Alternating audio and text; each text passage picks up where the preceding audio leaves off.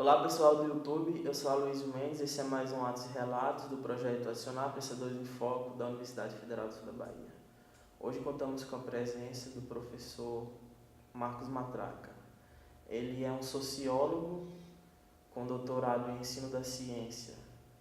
Além disso, ele é um palhaço e músico, que já tocou em várias fanfarras e orquestras pelo Brasil. Tem como uma de suas especialidades a área da saúde, onde ele faz a questão dialógica com riso. Bom dia, professor. Bom dia, Luiz. Bom dia, caros ouvintes do YouTube. Professor, quando foi que surgiu o Matraca no Marcos? Bom, o Matraca surgiu quando tive a oportunidade de participar de um projeto na Unicamp, em 2000, quando estava no mestrado de saúde coletiva, chamado Universidade Solidária. Então, foi uma comitiva de mais ou menos 20 e poucos estudantes, entre estudantes e coordenadores, por o interior de Pernambuco, numa cidadezinha chamada Jatobá. Nessa equipe tinha dos estudantes uma palhaça e o coordenador, o professor Dr. Celso Costa Lopes, além de professor da Faculdade de Engenharia de Alimentos, era também palhaço juvenar. E a hora que eu vi ele em ação, me apaixonei pela arte e vi um potencial dialógico para trabalhar a promoção de saúde, promoção de arte, educação, uma ligação muito forte com a educação popular também, eu pude ver na linguagem da palhaçaria. E um dos requisitos para participar da expedição não era a sua qualidade técnica, no qual estava especializando na graduação ou na pós-graduação, mas sim as outras habilidades artísticas, as não eleitas no cotidiano, no nosso cotidiano. Então foi muito próximo. A partir dali eu comecei a fazer uma pesquisa paralela, que estava no meio do mestrado, e quando eu acabei o mestrado tive oportunidade para o Rio de Janeiro, e no Rio de Janeiro eu comecei a praticar a palhaçaria. Um grande amigo, o compositor Bartoni, me presenteou com o nome Matraca, porque eu falo pouco, então no final eu adotei, todo mundo começou a me chamar de Matraca, e virou Marcos Matraca no final da história. A gente vai passar um vídeo do professor Matraca, chamado Matraca e o Povo Invisível, que é um documentário que está disponível no YouTube.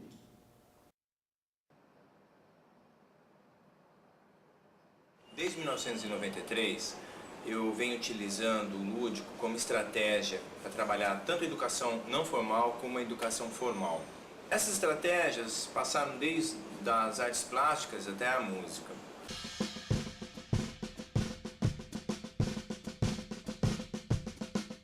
Quando a gente fala de alegria, a gente sempre lembra de risadas, gargalhada, coisas de alto astral. Fundamental. Então o primeiro foco que eu ataquei foi a questão da prevenção das DST/AIDS. Dá resultado. Espero que não se limite à redução de danos, mas que seja um trabalho de reintegração social também. Que nós possamos, a partir desse trabalho, promover saúde com alegria, promover saúde com afeto, com muita brincadeira. Bom, isso é um vídeo muito legal. Professor, o senhor pode dizer alguns comentários? Como foi idealizado esse projeto? Eu comecei a fazer o campo antes até de entrar no doutorado sobre o tema da palhaçaria. Quando eu comecei a fazer a brincadeira do palhaço, na semana seguinte eu já coloquei uma roupa minha mesmo, que eu achei que fosse interessante, que me caracterizasse, coloquei o nariz e saí para a rua. A partir daí eu comecei a ter um olhar com os moradores de rua, no bairro que eu morava lá no Rio de Janeiro, que era Catete. Então eu vi aqui no Catete, no Flamengo, Largo do Machado, e aí entrando para lá, tinha uma população gigantesca de moradores de rua. E isso me chamou a atenção, nesse olhar da saúde da população em situação de rua. A partir daí eu comecei a sistematizar as saídas e estruturar isso como um projetinho que não tinha ainda vínculo de projeto e tudo mais. Tive um grande encontro que foi com a doutora Tânia Araújo Jorge, que foi minha orientadora no doutorado. Ela se encantou com o projeto, com a proposta de ter um palhaço que sai do hospital, porque quando a gente fala em palhaçaria da saúde é muito centrado no hospital. E a minha proposta era o contrário, sair do hospital, ir para as ruas e promover saúde nas ruas, com a população em situação de rua, com profissionais do sexo, com crianças em situação de vulnerabilidade. E a partir daí começou a sistematizar esse projeto. E quando eu comentava do trabalho, todo mundo virava e falava, aquele negócio de palhaço de hospital, de doutor de hospital. Eu falei, não, é outro tipo de palhaçaria. A partir daí eu vi que tinha uma necessidade de ter um vídeo, porque a fala era muito impregnada com o sistema hospitalar. Então começamos a fazer um vídeo, 2 amigos que somaram nisso, o Eduardo e o Marcos, que cada um tinha uma câmera e saímos à noite na aventura para filmar. Então, o palhaço ele tem uma marginalidade que permitia ter acesso à população de rua, como disse, a profissionais do sexo. Esse é o povo invisível. Esse é o povo invisível. E eu nunca escondi que estava como pesquisador. Além de estar como brincante, eu falava, eu faço pesquisa e como palhaço e tudo mais. Então, eu sempre levava um presente, sempre levava um carinho e tudo mais. E foi sistematizando, a metodologia adotada foi a pesquisa participante, né, onde todo mundo, de uma certa forma, soma. E teve um sociólogo em especial que eu debrucei, assim, que é o Harold Becker, um cientista social da Escola de Chicago, que ele fez um livro chamado Outsiders. Ele era músico de jazz, ele queria ser músico de jazz, e ele fez todo o campo dele tocando. Então ele estava lá no pub tocando, de repente ele viu um fenômeno acontecendo, que ele estudou os músicos de jazz na década de 40 e 50, e ele fez esse compilado, assim. Então achei interessante, foi aí que me respaldou, né? Porque ele disse, mas como é que você vai fazer a avaliação? Só você está lá.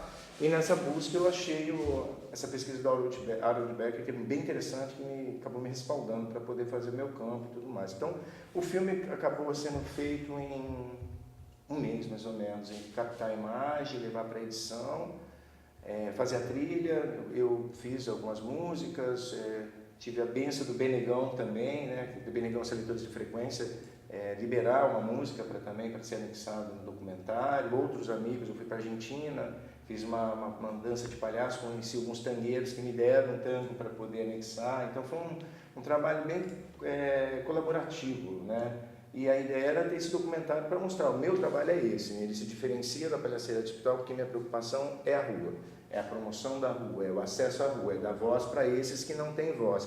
E o palhaço ele é marginal, então tinha uma identidade marginal nisso. E eu conseguia brincar e conseguia fazer pesquisa nesse processo todo. Bom, nós temos um texto aqui para tratar, mas antes o Domingos está falando meu ponto aqui, para a gente passar para um segundo vídeo que se chama Na Pista, que o professor Matraca também foi protagonista, digamos assim. Vamos assistir um trecho.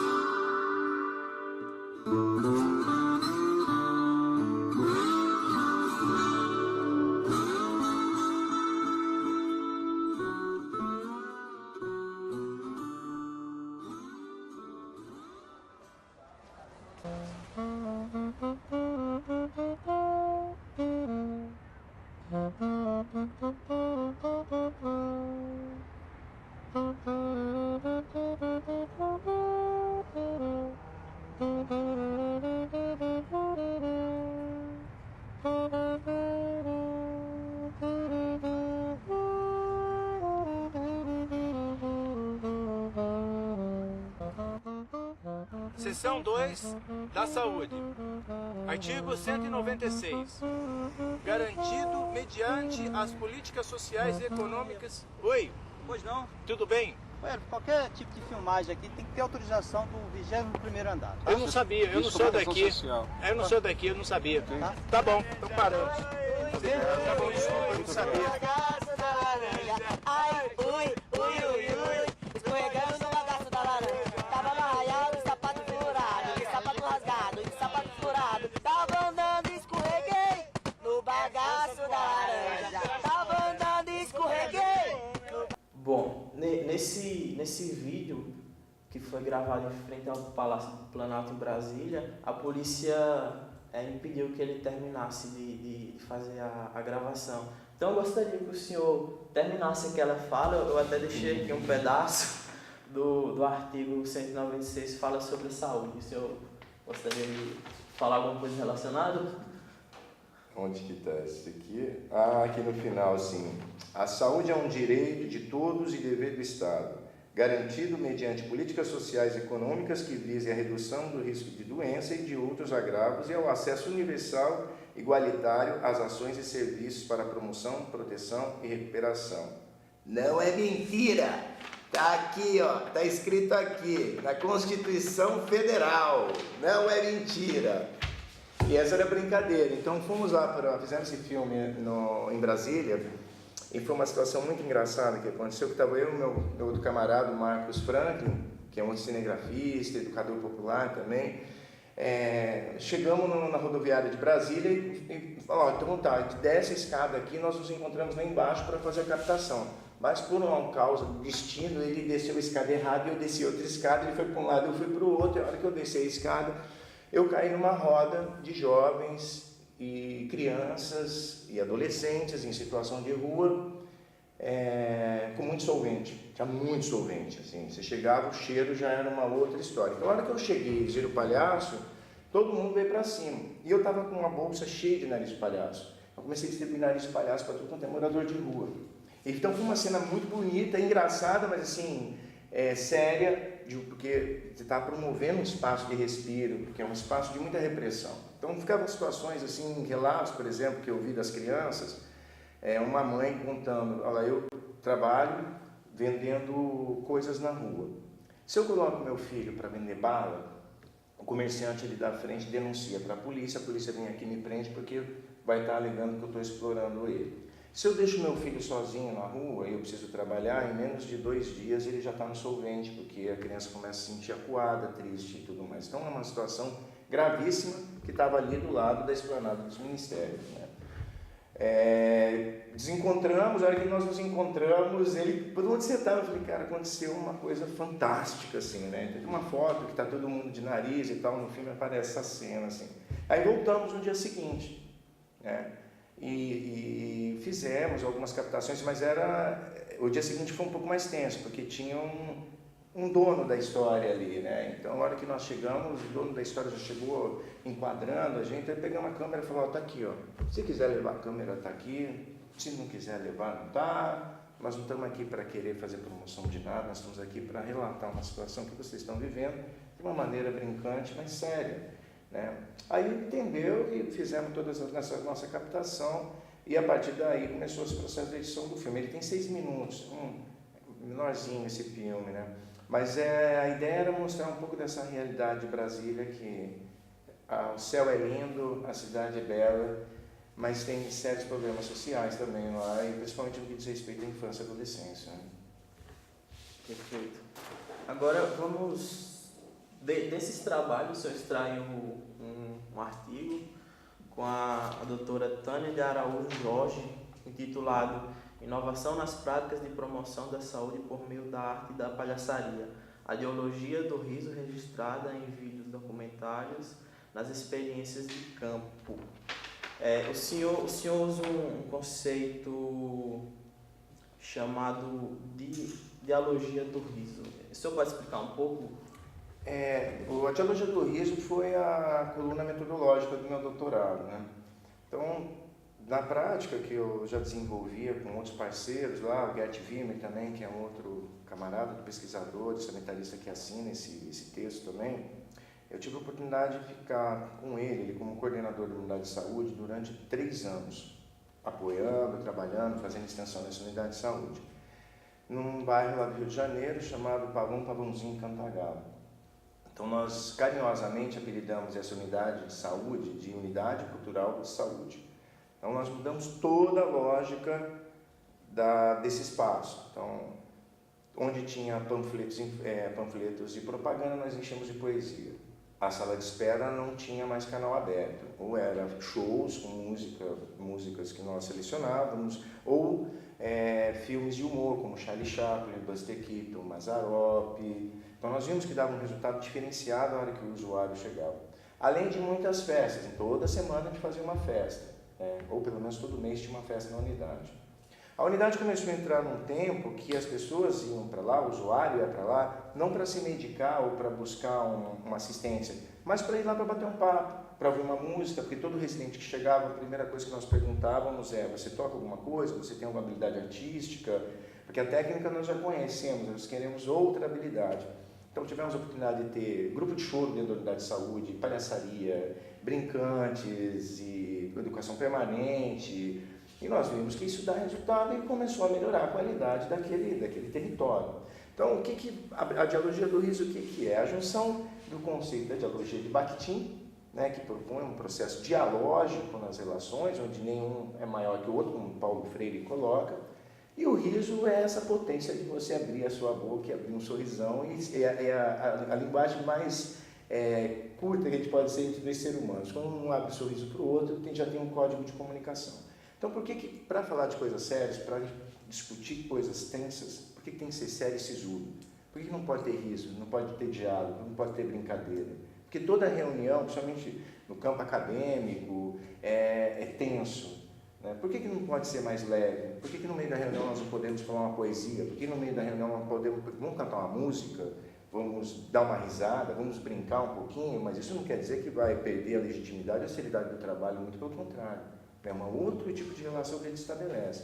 Então, a dialogia do riso é um conceito que se baseia na educação popular, nas práticas participativas, na gestão participativa, para construir coletivamente ações, para construir coletivamente movimentos, sem hierarquias, mas com um diálogo aberto, horizontal, com alegria e com riso. Bom, na metodologia o senhor colocou lá pesquisa participante. Como é essa questão da pesquisa, onde o pesquisador se envolve e se mistura com o objeto? Então, o pesquisador, né, na questão da pesquisa participante, ele entra nesse contexto, ele absorve a cultura, ele vive a cultura, mas ao mesmo tempo ele não é daquele contexto. Tem a questão do território. Do território. Ele vive esse contexto e constrói coletivamente ações junto com as pessoas que estão naquele território. Aí que está participando. Todo mundo participa da construção do projeto, todo mundo participa das ações do projeto, não fica isolado, como eu sendo o detentor de saber, de chegar, o projeto está aqui, eu detectei um problema no território e vamos fazer isso. Não. Quais são os problemas, qual é a palavra geradora, qual a problemática geradora, como podemos construir, o que vocês já fizeram, como podemos fazer, como podemos brincar com isso de uma maneira saudável. E aí vamos construindo coletivamente esse processo. Então, a dialogia do riso, como você mesmo disse, do método, sempre foi trabalhado nessa perspectiva, de agregar coletivamente todos os envolvidos, tanto que estão direto ou indiretamente na pesquisa. Bom, professor, nos vídeos o senhor percorreu várias localidades, Brasília, o Rio e outros países da América do Sul, mas o senhor também tem relação com as expedições científicas. O senhor pode falar um pouco sobre isso?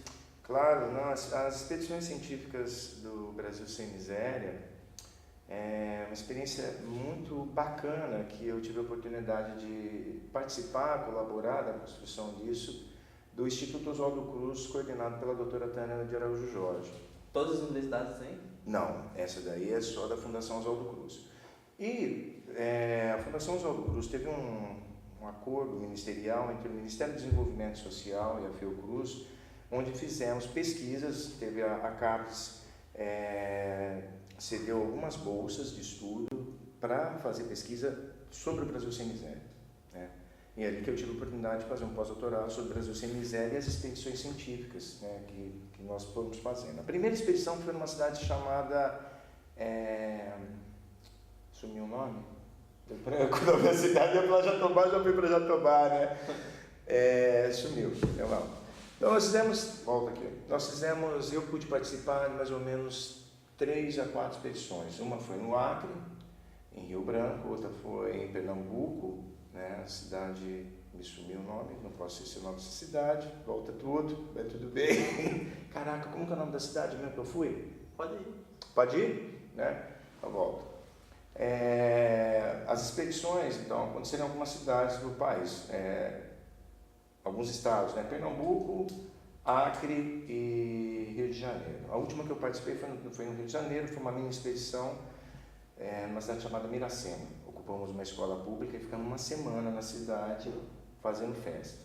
Porque a ideia da expedição científica é chegar uma comitiva, um grupo de cientistas, artistas, que trabalham no campo da ciência e arte, e quando chega no território, coletivamente, juntar com todas as pessoas, todas as lideranças, ou todos ou todas que queiram agregar, a construção do que nós vamos fazer naquele semana que nós vamos estar lá.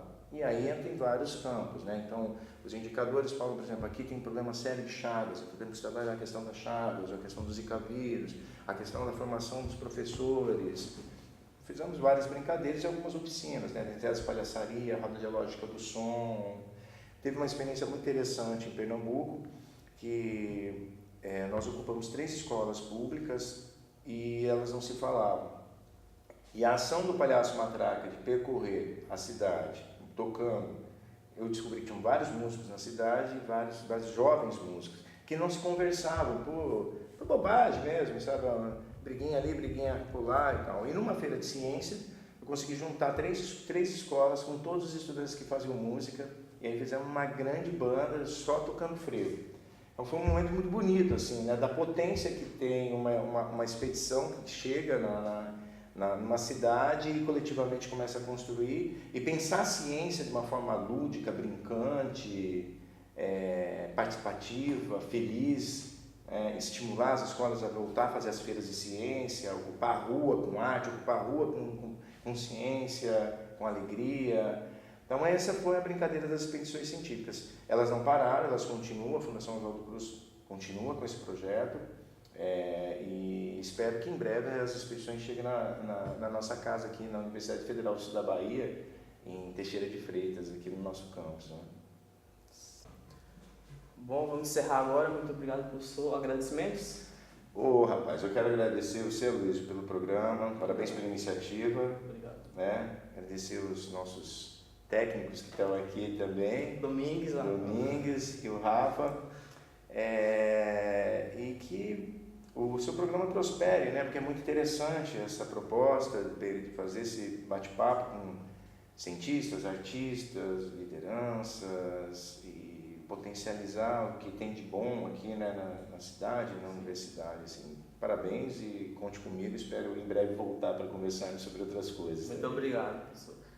Estamos encerrando, esse foi mais um Atos e Relatos, eu sou Aloysio Mendes.